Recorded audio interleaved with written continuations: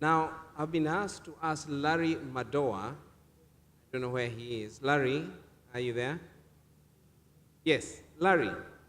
Could you now ask questions from the audience? I would like to hear questions from the perspective of healthcare, of training, of innovative ways of building industry in the counties. Ladies and gentlemen, over to you now. My name is Kevin Kehara. I'm the General Manager for Business Development at Housing Finance Company of Kenya. I have a two-part question.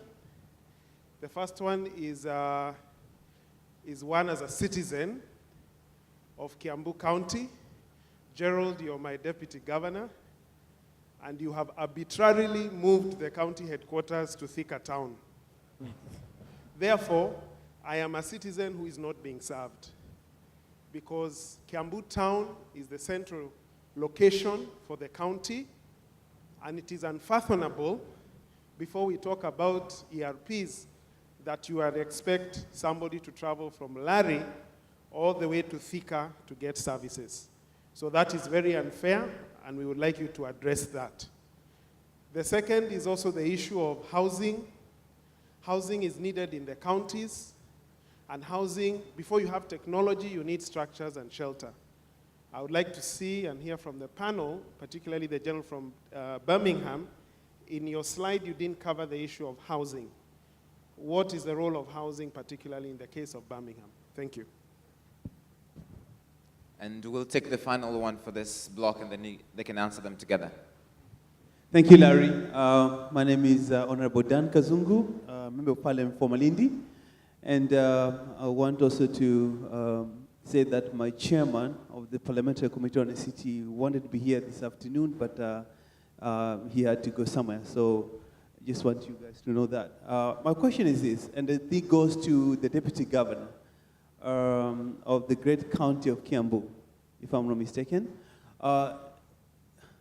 Mike says, enumerated a few areas where counties can get funding or can get revenue for the operations. But I thought there was something about the fact that counties can sign, quote-unquote, bilateral deals with other foreign nations, and have the national government to sort of guarantee those kind of deals. But over the months, that's been silent. We don't know exactly where the position is. We also hear that some treasury officials are not comfortable with that. Maybe you need to clarify, is it still possible that a county government can go sign up bilateral deals with other nations? Thank you. Thank you, Larry. Over to you, ladies and gentlemen. Sorry, gentlemen. Suppose one day we'll have ladies and gentlemen up here, but for now, gentlemen. There was a question from Onalo on serving the citizen, the rural population, and I think the word missing in his question was one of urbanization. Do we urbanize? What do we do? Who would like to answer that question? Okay, Macharia, over to you. I think I'm passionate about that question because in the last few years, we've been trying to drive this, something called citizen service centers. I think what's really going to happen is that the way you see mobile operators having channels. What are channels? Channels are, the mobile is a way for you to communicate to citizens, for instance, through SMS. Every rural person today can be served through, you can send an SMS and you can query. So the first thing is querying information, basic information. Okay.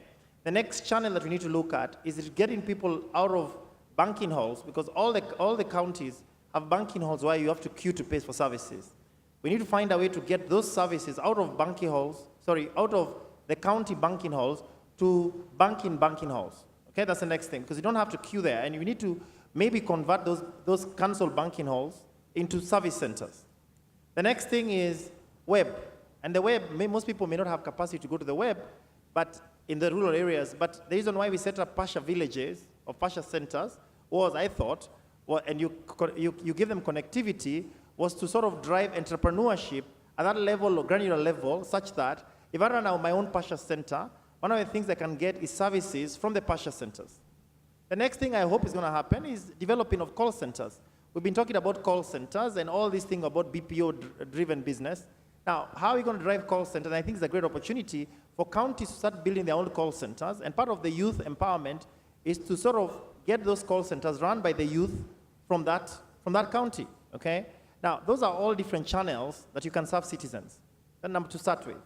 But even before you do that, those channels have to connect to a back office. So what are they connecting to? It means you need to be able to connect to a back office in terms of querying your rates. You need to be able to connect to the back office to pay your services. So there's sort of a balance between what do you do first? Do you develop your channels or do you develop your back office? The first thing is maybe develop your back office. The next thing, from in terms of quick wins, move the customers from your customer care centers or the place where they queue. Let the banks or private organization, let the banks take that responsibility, right? Integrate the bank systems directly into your county systems, such that immediately I do not have to come to your centers. I can go to any bank hall and be able to get services. Okay, the next thing is also moving into technology, POS systems onto the field. For instance, if I'm paying my rates for instance, if I'm in Kiambu and I have to pay rates to go to the market, I think you have to pay rates for market, right? I can easily be a council employee, come with a POS device, right?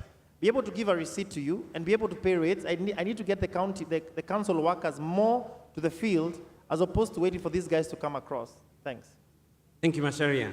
Now we have the question from Kevin to Honorable Gideji.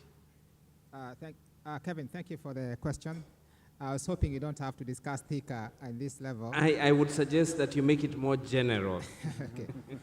And I guess basically what we've done, when the government was devolved, there was a transitional authority that was identified to create accommodation for the incoming government officials, of which we are one of them. And in this case, due to lack of space at Kiambu, which is the registered headquarters, we were given space in Thika, which we are developing, which we have done some renovations, and that's where we are staying as offices. But most of the officers are in Kiambu, and we are going to be building suitable accommodation, adequate accommodation in Kiambu, where we'll be moving at right when they are ready. In terms of housing, Kiambu is next to Nairobi. The housing needs in Nairobi are increasing, and we need to have Kiambu accommodate a lot of people from Nairobi. The key area of focus is urban planning, making sure that all of Kiambu is planned and zoned in such a way that people can actually find accommodation, we can actually plan what type of accommodation it will be. The result of not doing any urban planning creates slums. I am not going to have Kiambu County having any slums. So the first key action with my ministers is ensuring that we plan properly, we have all the accommodations and areas zoned. Hey, let us hear what Glenn will say regarding that issue, if you don't mind, Macharia. Okay. Yeah, I will just comment specifically on the housing issue. I absolutely agree that decent housing has to be there, and it is, I think, a right that people should have. In Birmingham, we put a lot of effort into raising the quality of our housing stock, in effect by borrowing from the private sector against future rental income. So it wasn't directly funded, if you like, out of taxation. The challenge we have in Birmingham, though, is we probably own something like 70,000 housing units, flats, etc. But there's 400,000 properties in Birmingham overall, many of which are in a poor state. So again, there are initiatives to lend money to householders, but take part of the equity of the house as part of that deal. So you can, it's a very long-term loan, so it allows you to invest in home improvement, particularly around better insulation for the cold winters in the UK. But having said all that, I also think access to information is a basic human right that people need to have in order to participate in modern society. I think you are disenfranchised, quite literally, from having a public voice if you don't have access to information to inform your judgment.